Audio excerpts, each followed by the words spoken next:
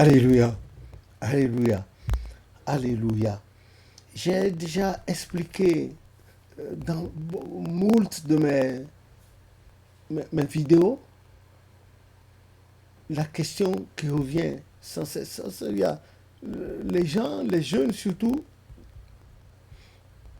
jeunes filles comme jeunes gens, n'arrêtent pas de me poser la question sur la sanctification de l'individu, de la chrétienne céleste ou du chrétien céleste. Et surtout après les rapports sexuels. Ah, mais normalement, si vous n'êtes pas sûr, vous n'avez pas consulté l'Éternel, à moins de vouloir des aventures, l'aventure, c'est-à-dire trouver une jeune fille qui plaise à soi ou bien un jeune homme qui plaise à soi, et puis aller se donner. Ça là, vous n'avez pas fait l'amour, mais vous avez fait l'acte sexuel. Parce que l'Éternel Dieu, dans Genèse 1, en parlant à nos pères Adam et Ève, a dit, il les a placés, il les a bénis, il a dit, soyez féconds, multipliez, c'est par le sexe. Remplissez la terre par le sexe et l'assujettissez. Il n'a pas dit d'utiliser le sexe pour le plaisir. D'abord, il n'y a aucun plaisir qui soit un truc qui ne dure même pas 5 minutes. Après, la femme, elle prend une grossesse comme ça, non désirée, et ou bien l'homme se trouve dans des problèmes. Où est le plaisir dans ça? Il n'y a pas de plaisir à cela. L'Église déconseille la débauche. Trouvez celle-là, coucher avec. Trouvez celui-là, coucher avec. Mais on ne peut pas entrer dans les détails de ce qui se passe, ce que la femme porte comme l'énergie de chaque homme avec lequel elle a couché. L'homme également. Et après on dit la monogamie. Nous avons tous été des polygames, sinon que nous sommes des polygames. Nous avons connu plusieurs femmes dans notre vie. Les femmes là aussi ont connu plusieurs hommes, elles sont polyandres. Si on retourne sur le plan spirituel, le sens spirituel de la polygamie, nous avons tous péché contre Dieu, mais actuellement, pour faire un choix, il faut aller devant l'Éternel. Jérémie 33, verset 2 et 3. Pour savoir si, avec celle-là, on peut faire chemin, le bout de chemin de la vie, jusqu'au soir de la vie. L'Éternel Dieu, qui entend, qui écoute, et vers lequel toutes les nations de la terre vont, selon Jérémie, selon Jérémie, il va dire, c'est un Dieu bon et juste, grand et fort, redoutable. Il dira oui, ça va marcher, mais entre-temps, il y aura ceci, prenez telle ou telle précaution. Non, ça ne marchera pas. Mais les gens couchent d'abord avant d'aller vers l'Éternel. Sommes-nous qui l'avons créé ou bien c'est lui qui nous a créés? Oh. Il n'est pas con, hein?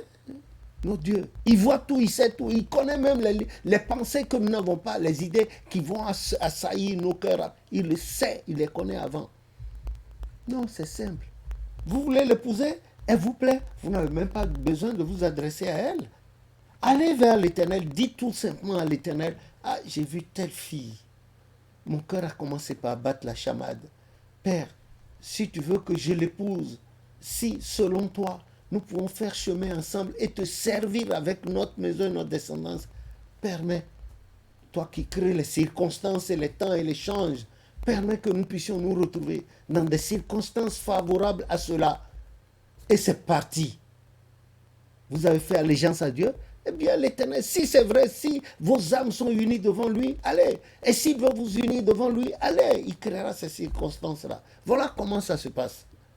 Bon, maintenant, dans ce cas, si vous connaissez, vous, jusqu'au niveau des parents, au niveau de la paroisse, et vous êtes fiancé, quand vous avez vous faites l'amour, ce n'est pas de la souillure, mais c'est de l'impureté, parce que l'homme éjacule, la femme aussi a un liquide, une glande qui humecte son sexe. C'est ça l'impureté. Mais vous allez vous lavez, et le linge que vous avez utilisé pendant le rapport sexuel, vous lavez, vous trempez dans l'eau, ou bien vous mettez dans un carton, ou bien une petite boîte, vous cachez ça quelque part. Si encore le soir, vous voulez faire bis repetita, mais toujours est-il que quand vous finissez de vous laver, vous ne touchez plus à ce linge-là que vous avez utilisé, parce que sinon, vous seriez souillé. Voilà.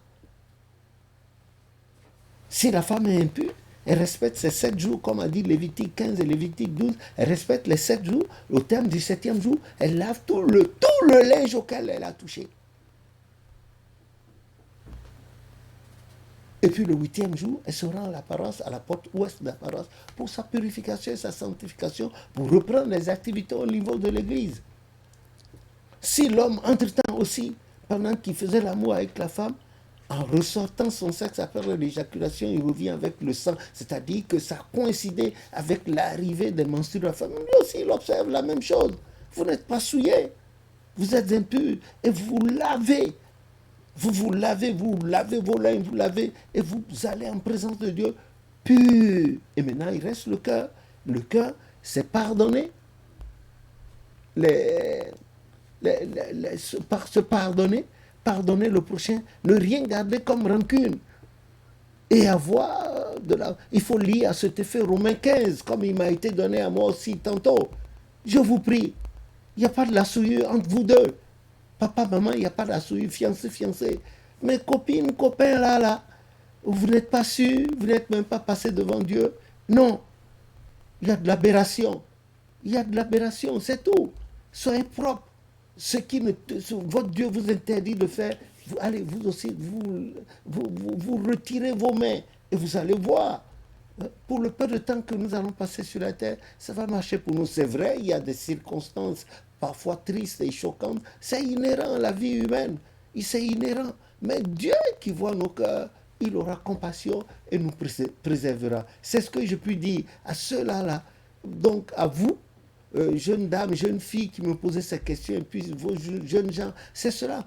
C'est pas compliqué. Si vous êtes sûr que vous n'êtes pas en train de faire la débauche avec celle-là, si vous êtes sûr que l'Éternel Dieu a accepté que vous alliez ensemble et que vous pouvez aller ensemble, c'est vérifié, et que vos parents soient informés, ou bien vous êtes, voilà, ou bien là où vous êtes, la parole sur laquelle vous êtes, les gens savent, quand ils vous voient, ils savent que vous ne faites pas la débauche, vous êtes ensemble, il n'y a pas de problème. Vous vous purifiez, vous avez des rapports, enfin, voilà, vous allez, vous faites l'amour, et vous purifiez tout ça, le linge, et vous purifiez. Avant d'aller, vous observez le nombre de temps de sanctification, vous en demandez, vous allez en présence de votre Dieu. Et puis, vous ne vous faites pas des cachotteries, vous allez voir, vos affaires vont marcher correctement. Mais il faut éviter la débauche, la prostitution, il faut éviter ça. Il faut éviter la fornication. Aujourd'hui, c'est celle-là, c'est celui-là. Après-demain, etc. Mais à l'intérieur de nous, aussi dans le cœur, le Satan, qui a plus d'un tour dans sa besace, il peut aussi chercher à vous souiller le moral et vous pousser dans vos cœurs des idées négatives et puis penser au sexe, vous allez consommer à l'intérieur, etc. La femme, elle est mouillée, elle va se masturber, l'homme aussi. Non, c'est des choses qui n'entrent pas en ligne de compte avec Dieu. Donc, je vous supplie au nom du Christ, nous y compris, demeurons en prière pour que l'amour du Père puisse nous conduire, comme il a dit dans le psaume 32, à partir du verset 8, d'avoir ses yeux sur nous, de nous montrer la voie à suivre, de nous instruire et nous conseiller, afin qu'au soir de notre vie, quand il y aura la séparation, que ce corps mortel retourne à la poussière, d'où il a été tiré, que l'esprit retourne à Dieu, que nous soyons acceptés parmi les racheter au nom de Jésus notre Sauveur. Amen.